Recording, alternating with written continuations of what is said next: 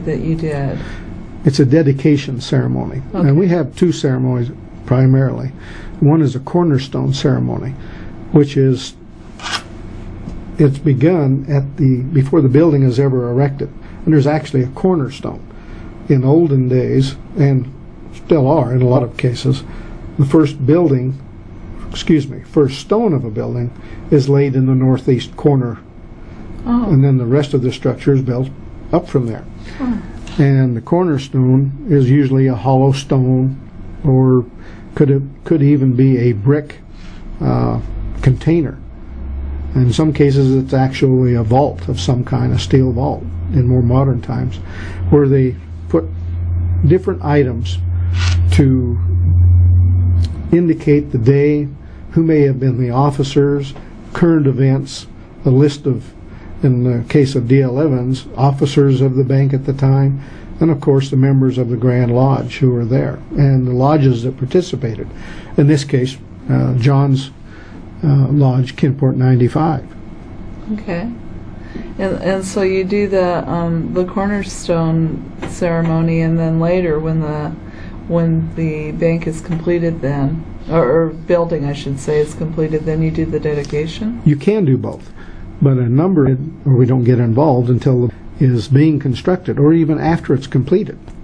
And then they may have already planned to have a ceremony, but it's done after the building is completed, and that's just a dedication ceremony. So we can do either one. It just depends upon where they want us involved, primarily. Interesting. But that's been done. Our first one in America that I'm aware of and that's recorded is the U.S. Capitol building. Oh, really? Wow. George Washington, who was a master of his lodge, I think, at the time. See, and that's another thing I want to bring up. There are quite a few people in our history that are quite famous have been Masons. So, and George Washington being one I was thinking of. So, yeah. Idaho was discovered by a Mason. Oh, really? Well, two of them. European discovery. Ah. The Native Americans were here, but Lewis and Clark were Masons. Yes. Wow. So the first white folks to come through here were Masons. Amazing. Yeah. Masons have had a big part in not only our country's history, but Idaho's history as well. Well, we're coming to the close of our half hour, but for people that would like to know more about the Freemasons, where would they go to get more information and maybe contact you or John to find out how to get involved once they know more? Well, there are several ways you can do that. The Grand Lodge of Idaho has a website, and for those people who really don't have the time to write it down, it's idahoaf.am, but you can also just write down the Grand Lodge of Idaho on your computer, and you'll get into it. And that'll give you several contacts through there. Locally, you can call the Masonic Temple number, and John, do you have that number right offhand? It's in the phone book. It's in the phone book. Right, and there's an answering machine there. That just look up Masonic Temple, or what would it be listed under, you think?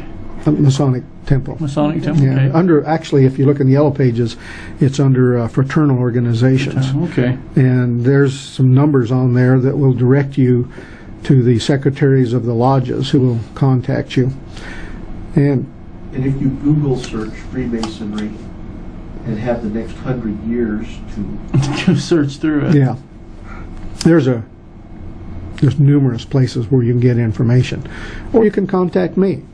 And again, my name is Mike Sutton, and I'm at 232-4003.